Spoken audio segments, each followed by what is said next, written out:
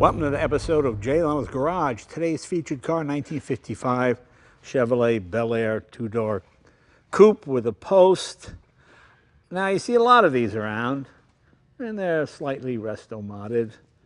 You could say that about this one. But this has something very special, very different. So stay tuned. I think you might find this interesting, because most of these have the 350 Chevy with the 400 automatic. This is, well, I think.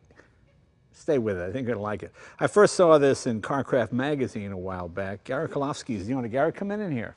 Gary, good to see you, my friend. Thanks for bringing this out. Thanks, Jay. Great to be here. Beautiful build, beautiful car. I like the fact that it looks like just slightly hot rodded a little bit. Oh, just a little. Just a little bit. Just a skosh. Yeah, yeah. It looks totally stock, although you did widen the rear a bit, right? The wheel openings have been raised 2 inches. Okay, yeah, well, that's why, because of what's under the hood. Tell people what the engine is. The engine is an all-aluminum, 730 cubic inch, Hemi-headed V12. V12, made where? They're made in Italy by a company called BPM. Okay, so a little bit of American, a little hybrid, a little Italian. You know, usually it's an American engine and an Italian body. This is an Italian engine and an American body. That's so right. This is sort of the flip side. Well, let's show people what this motor looks like. It's just beautiful. And you got two, let's open the hood the traditional way first. Go ahead. Normally you'd grab the little lever under here and lift straight up. But this one opens that way. Okay. Now look at this. Look how big that engine is in there. That's pretty incredible. And that header just barely clears the steering box. Oh, yeah. Yeah. Okay, but well, let's show people how to really get a look. Good. What do we do now if we really want to get a look at how this opens up?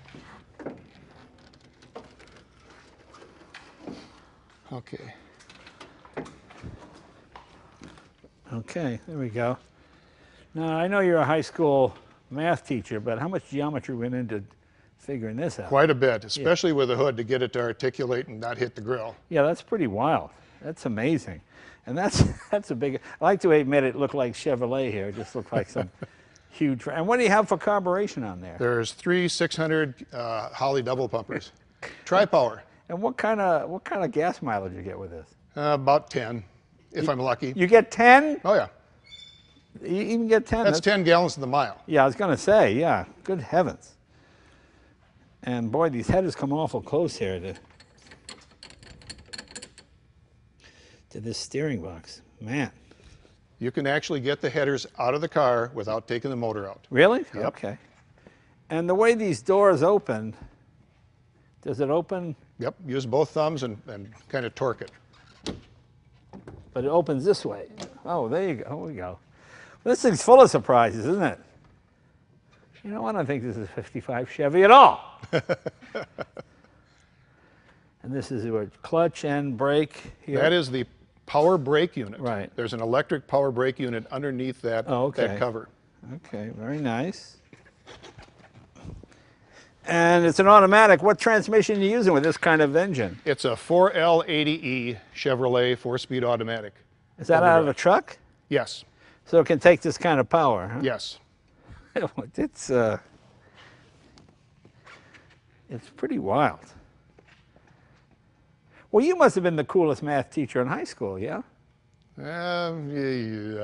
I mean, did your students know you were a real car guy like this? Yeah, they did when I first started, when cars were real popular. Yeah, yeah. Yep.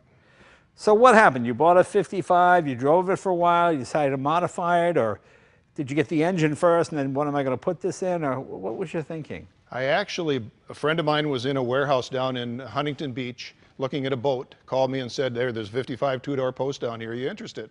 And he told me the price. I couldn't send him the money fast enough. Okay. So I got the car. It was a 6 with a stick. It was a Belair, and I don't like the Belair trim, the top trim, so I converted it kind of a Belair 210. Right. And then I bought this motor, and I bought 2 of them actually from a gentleman in Florida that was converting a 48-foot cruiser to diesels. And I ended up selling the second one to a gentleman in Montana that put it in a scaled-down version of a P-51 Mustang airplane. Well, that's a massive radiator, too. It's enough to keep this thing cool? It should be, you bet. Yeah, it's got air conditioning in the car also. Oh, okay. Is that a vintage air unit? Is it yes. one of those? Yeah, boy, they do a nice job, don't they? Unbelievable. God, we use vintage air and everything. And of course, power steering. Power steering. Yeah, I see that. Boy, it's beautifully done. The only thing, it's got an electric water pump on the thing, a Yeah. Mazir electric water pump built into the radiator. Right, okay. The only thing it doesn't have is cruise. Cruise control? Yep. Well, I don't think you need cruise control. No. Now, what surprises are at the back? The front, we'll see later when we go for a drive. It looks pretty standard, but I imagine a few surprises in there as well, huh? It's got a Roadster Shop chassis in it with a triangulated 4-link rear suspension, coilover shocks all the way around. It's got a mini tub in the back. And let's see what else. How many gallon gas tank you have in this? 22-gallon fuel cell in the trunk. So that'll get you to the end of the block Yep. anyway. Yeah. Okay, and you've widened the rear. Widen the rear openings. Boy, it's so subtle. It's really good. I can't really tell. Well, it looks fairly stock back here, but I'm sure there's some surprises. They got a V12 Emblem. Did you make those up? Where'd those come from? No, a friend of mine in Minneapolis hand painted those on there. Oh, it looks beautiful. Mike Iverson did that. And you cut in here the license plate, huh? The license plate's been Frenched in, the emblem has been moved up, the key has been moved up to clear everything. Can we open the trunk? You better believe I it. notice there's no gas filler doors. Your gas filler inside? Gas filler is inside. I'm guessing right under here. Yep, Just pull it up. yep. Then Oh, I see. Oh, I pulled it off there. There you go. I see. Yeah. Okay. Cool. You got that Velcro because you're filling up what? Maybe every 20 minutes. I carry it's like filling up a jet fighter. You carry the plane behind you. Well, look at the size of the fuel hose. I mean, what is that? A 1-inch fuel hose in that thing? It's like a fire hose. You know what that really is? What is that? The positive battery cable's inside there. Oh, is that what it is? Yep. Okay, it looked like a fuel line. Yep. Okay. All right. Oh, batteries here. Yep. Battery in the trunk. Boy, it's beautifully done. It's really incredible. How long did this project take? Probably about 4.5 years. Yeah, okay. Now, have any of your students, your previous students, I know you're a retired teacher now, any of the students seen this car?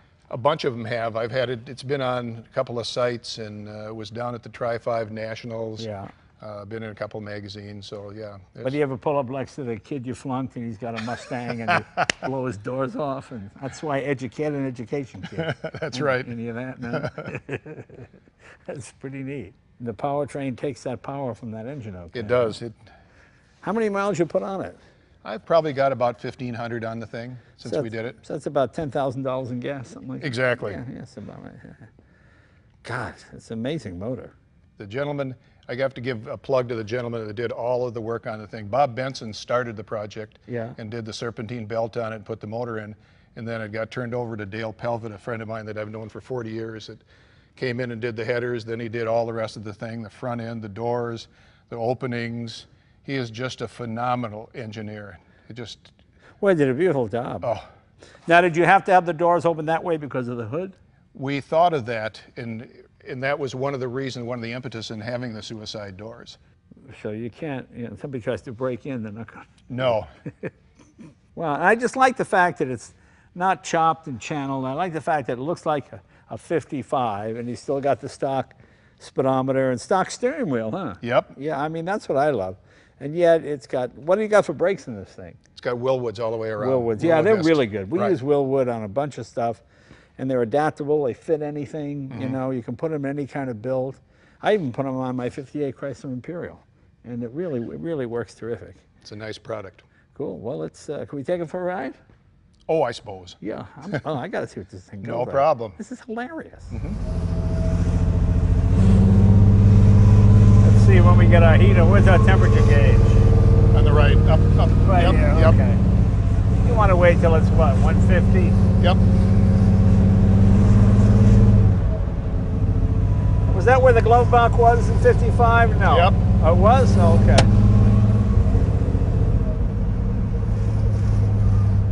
What, you got the tilt wheel in there too? Yep. Although I have to admit, I didn't notice it right away on this one. Usually I don't like tilt wheels in restaurants because they kind of give it away. Yep. You know? But this wheel is so small, you don't really need the tilt wheel. For me, with the long legs, I like it. Yeah, yeah. You got to eat quite a few more lunches before you really need that tilt wheel.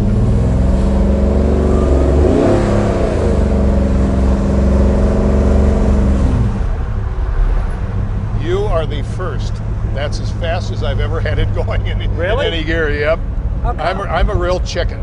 I don't want to break anything. I don't. Yeah. Out here in California, Yeah. I don't really have any place to fix it. Right, that's true.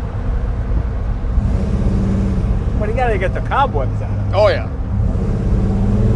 Now, what do you run on this? Just straight premium? Straight premium. It's, you know, as high as I can get octane. You put any additives in, octane boosters or anything? It's got an 8:7 to 1 compression ratio in the thing, so I really don't need anything. Oh, so it's not It's a too marine bad. motor. Yeah. And how long have you had it done? It's been done for probably about, I want to say 4 years. Oh, okay. Boy, it is cold-blooded. It takes a long time to warm up Oh, I know it. 12 big cylinders.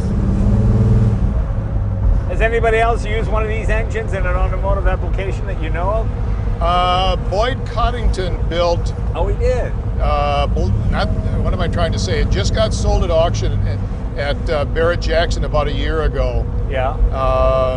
It was like a Delahaye, had one of these things in it, one of the BPMs Oh, wasn't in it called What the Hay or something like that? That might have been it. Yeah, it had some crazy name. Yep. Yeah, that's funny.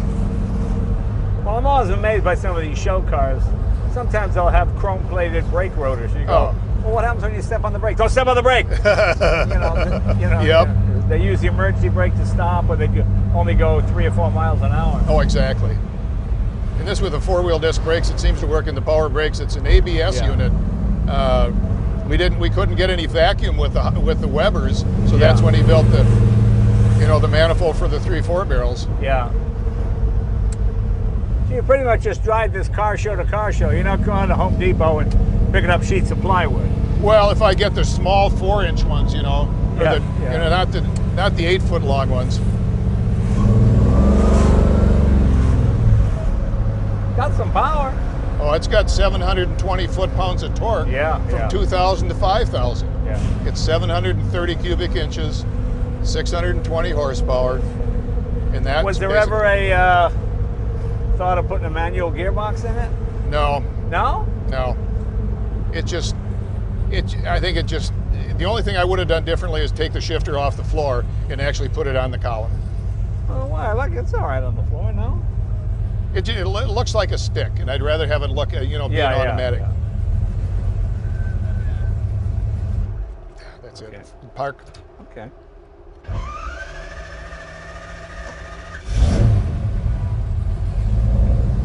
It's in the electromotive box someplace. That's the one thing about modern stuff. The electrics are just scary. Yep.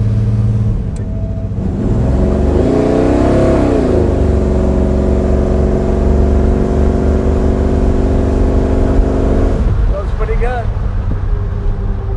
No horn? Yeah, it works. It's not real loud.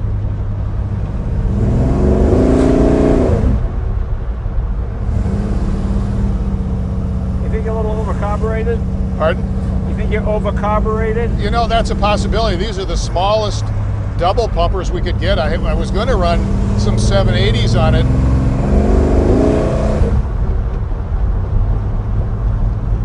That's a possibility. Might be a little rich.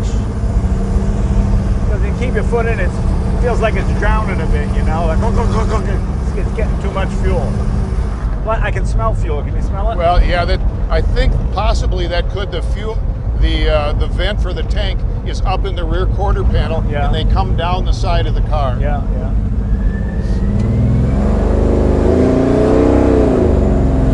See what I mean? Yeah. Yeah. You think it's overcarbureted? I just taking a wild guess, but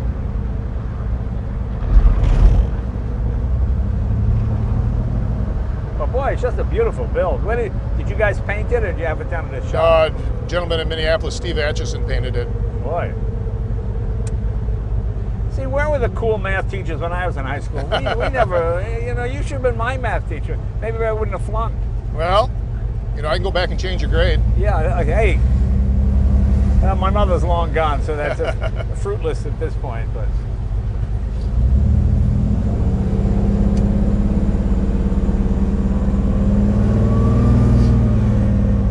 So people must really go crazy at car shows when they see that hood open, do they? Well, it flocks. I mean, there's always, you know, 10 to 12 people standing around the car looking at the motor, Yeah, you know, looking at the suicide doors and everything else. Yeah.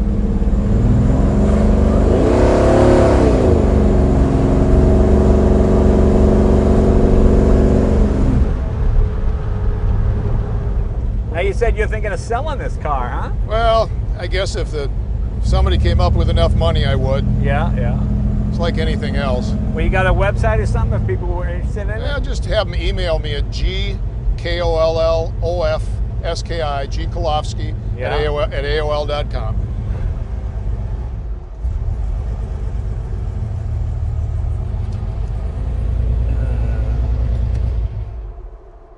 Well, very cool. Ran very nicely. Didn't overheat. Went about 180. Yeah.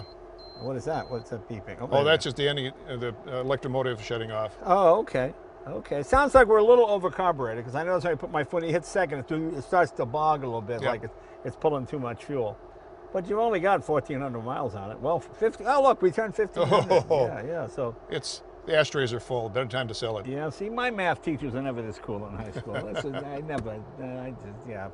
And math was never my subject. But you did your geometry. I mean, you did a nice job. It's a beautiful, beautiful build, and from the suicide doors to the big motor, it really makes it special. Yeah, I see so many that are really nice, but it's the same. The cookie 350. cutter. Yeah. Whereas this is definitely not a cookie. This is a giant cookie. But really cool. Gary, thank you very much. Jay, thank you so Cool. much. Again, if you want to bid on this car, here's his website again. Check it out. It's for sale. Is it for sale? It's for sale if the price is right. It's for sale if the price. Ooh, math teachers. Doing a hard bargain. See you guys next week.